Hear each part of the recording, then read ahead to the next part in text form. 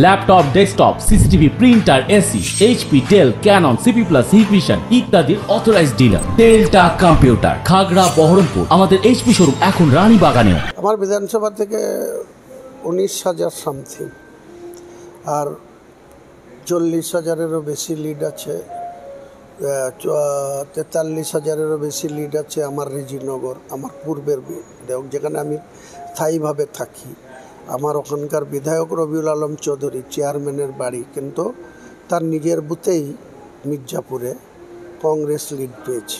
আমরা ওই রকম রাজনীতি করি না। আমি যেখানে বসবাস করি বরাবর, কি তিস্তর পঞ্চায়েত, কি লোকসভা, কি বিধানসভা, সবসময় আমার বুথে 500-600 করে লিড থাকে। এবারে সেই লিডটা 1000-এর বেশি করেছি ইউসুফ পাঠানের পক্ষে, এবং গোটা পঞ্চায়েতে প্রায় 6,500 লিড করেছি। আমার মাত্র 14,500 ভোট, 11,315 ভোট পোল হয়েছিল, সেখানে 6,500 ভোট ইউসুফ পাঠানের পক্ষে করেছি।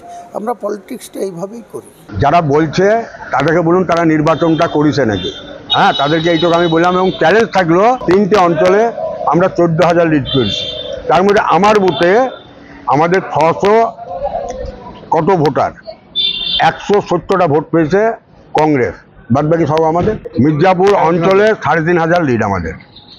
তাই 14,000 লিড কি করে হবে 3টে অঞ্চলে? আমার কে বলিছে, কে সে? তারা হচ্ছে দালাল করেছে, কংগ্রেসের দালালি করেছে। তারা কংগ্রেস ভাবিয়েছিল যে এমএলএ সাহেবের অঞ্চলে লস করাবো, কিন্তু তিনারাই আজকে ফসা হয়ে গেছে।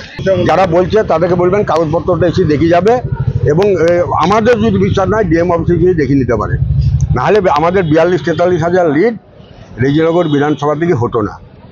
কারণ আজ যারা বলছেন তিনারা কি ভোট করেছেন সেটা একবার তাদেরকে জিজ্ঞাসা করুন।